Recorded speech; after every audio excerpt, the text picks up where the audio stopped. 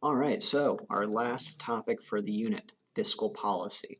I know this entire time you've been saying, Mr. G, we're talking about all these changes, but we don't know what the changes are. Good news is today you finally get to find out with fiscal policy. So we're going to have two different types of policy in this class, fiscal policy being one and monetary policy being the other, that are both conducted by different parties. Or different entities, I guess you could say. So fiscal policy then is going to be the policy that the government is officially doing. Fiscal policy is determined by Congress. They are the ones who do our budget and our budgeting, spending, everything of that nature. And they're the ones who are carrying this step of it out. So fiscal policy consists of two things then. It's going to be consisting of government spending and taxes. That's it. You can increase, decrease, so we end up having further classifications of this as well. The goal of fiscal policy is to promote full employment, meaning they are trying to combat unemployment, and price stability. One thing, when we're talking about the consequences of this policy, is usually going to be unemployment and inflation that we end up seeing. The government itself, with fiscal policy, can't really target inflation too terribly well. They're usually trying to target unemployment, leaving our other half, monetary policy, to try to end up fixing, I guess you could say, or making sure inflation stays relatively stable. Now, with this, there are two different types of policies then. We have our expansionary policy. This means we want to increase our GDP with either increased government spending or decreased taxes. Both of them end up having the same impact. Thinking back to those multipliers, government spending has a bigger impact, again by a magnitude of 1. And taxes, if you decrease them, it'll have, again, also a positive impact on GDP, which are two different approaches. Usually decreasing taxes is very popular with people, but a politician often won't really want to do it because the budget exists for a good reason. And increased government spending is also very, very popular. It is. Expansionary policy is something that every politician wants to have their name on both sides of the aisle. It's just that, in our country, the two different parties end up focusing more on one side or the other. They do, even if they both end up realistically having the same impact. So increases in government spending can be things like building up infrastructure, having better roads, having better public facilities like libraries, things of that nature. Decrease in taxes could be any number of things, right? It could be a decrease in the taxes of operating a business, decrease in personal income taxes, could be a decrease in property taxes. It just depends. And what both of those are designed to do then is to combat a recession, to combat our output being too low and try to stimulate that output some.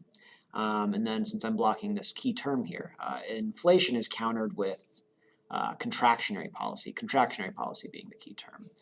So contractionary policy is when the economy is doing a bit too well, right? That's when we're overextended. That's when we're having way too many underemployed workers.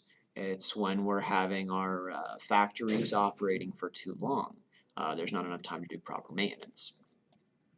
And with that, the Congress can combat it by doing one of two things. They can either decrease government spending or increase taxes, both of which are very unpopular. And this is why I say that they don't really end up fighting inflation with fiscal policy. It can happen, but it is very unlikely.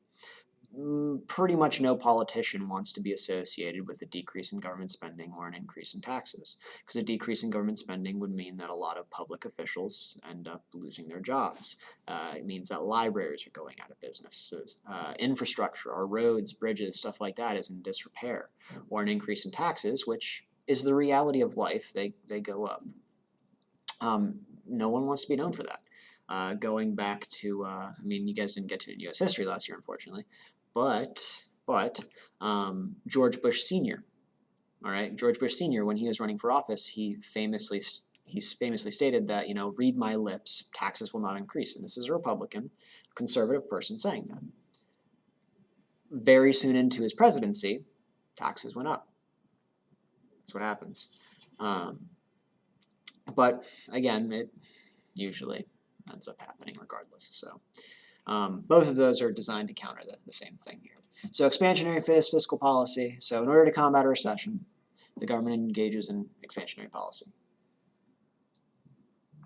So with this, there was our two kinds, government spending going up or taxes going down. This ends up shifting aggregate demand to the right, all right? As aggregate demand goes to the right, price level goes up and GDP goes up, which in turn causes unemployment to go down. Again, a lot of this ends up getting people working again. That's why our output starts going back up. Now, as price level increases, again, what this means with all of this is that it does create inflation. It's a side effect. And they end up leaving it to monetary policy then to manage all of that. So let's look at what this looks like on a graph then. Here we are over here. Again, we called this our recessionary gap. Okay, and then if we're in a recession, that's when they implement expansionary fiscal policy.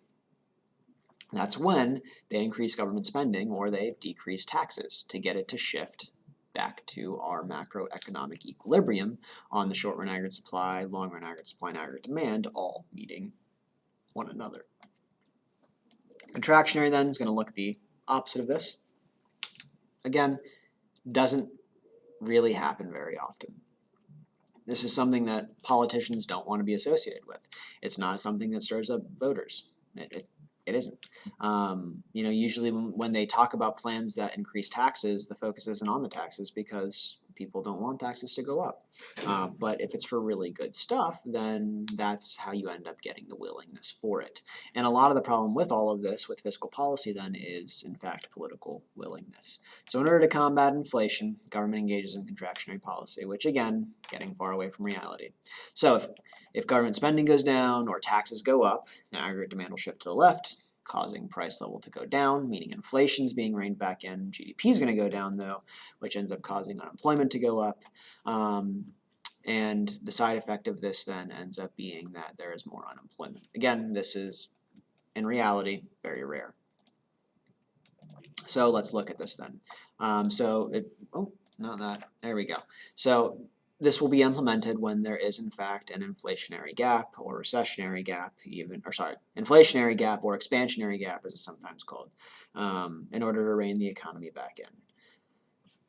So what we see is if government spending decreases or taxes increase, then we'll shift back to the left with aggregate demand, ideally getting to that macroeconomic equilibrium right here. Right here, again, that's where we want to be. So we're going to have different types of fiscal policies then even further, discretionary versus automatic. So we've been talking about discretionary, meaning that they're ones you have full control over. They're ones that the government is directly doing day by day for the most part, right? That is our spending and taxes. That's directly responding to a problem. Automatic, however, are very common. And in a lot of ways, they're really the life support, I guess you could say, of an economy. Because they're the ones, it's the type of policy that's working to make sure that we don't have to rely on discretionary policy where they're making these big impacts in order to combat a momentary problem. So automatic fiscal policy then, or automatic stabilizers as they're sometimes called, are things then that end up going off automatically without government involvement to fix the problems that we end up seeing. So the best example of this, by far and away, is going to be unemployment insurance and marginal tax rates. So unemployment then, when you don't have a job because you've been laid off or fired, whatever it is, you can receive money from the government so long as you're looking for another job and you're actively seeking work. Something like that, right?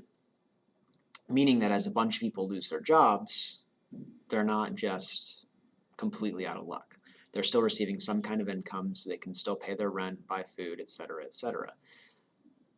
It's a necessity. It is. It's something that ends up making economic downturns far, far less severe. If in our economy today, if we didn't have unemployment insurance back in March and April,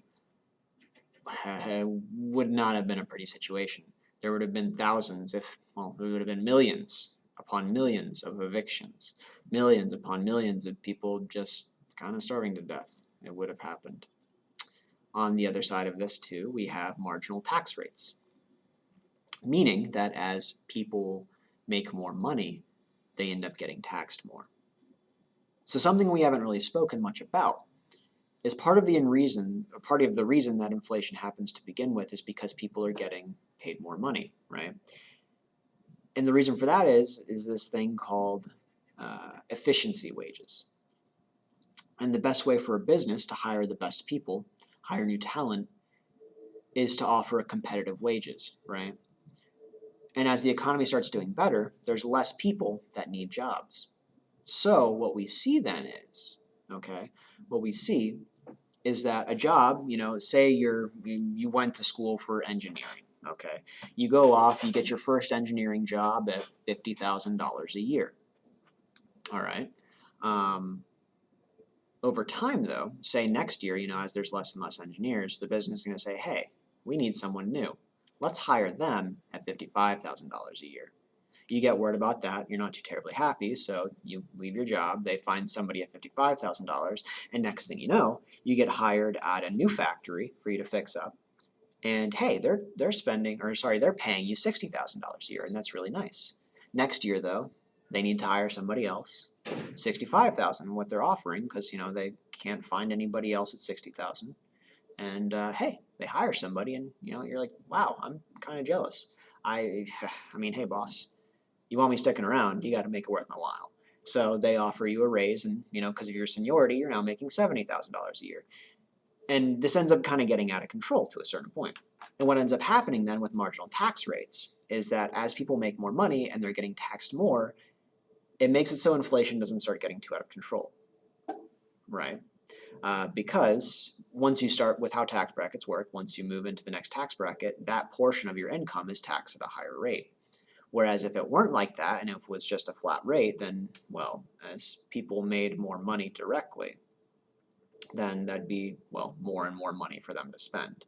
And it can end up lessening then the impacts of all of this and making sure that inflation doesn't get out of control. So this part, the taxes are more so to combat inflation, unemployment's, well, more so to combat unemployment, right? That's how it works. And they very much, very, very much mitigate the effects of recession and inflation. Again, it's really the backbone of a lot of our policy. It does, because it goes off when it needs to, not just when, well, it helps us not get to the point where we really need discretionary policy, and it's an incredible boon because of that.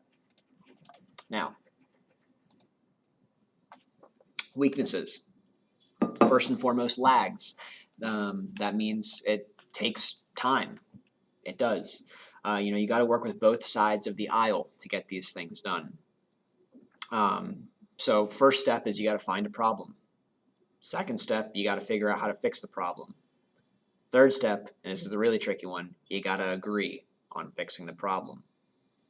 And then once eventually you agree, you need to actually implement your change. And then once this implemented change or a law is actually made, then, well, it needs to get to people, right? So for example, with the stimulus package that we'd had at, around April, whenever it was that it got passed, I mean, it took months, right? It took months for the checks to get sent out to people. It did. That's what happens. Right now, they've been trying to decide on a second one. But with political willingness, stuff like that, there was too much debate, and they ended up going off on recess, and it ends up not getting done. So, big problem. Outside lag, and that's kind of a combination of what I just talked about there with both of them. So inside's doing it all, and then outside is kind of once it's already been made, then, well, getting it officially implemented.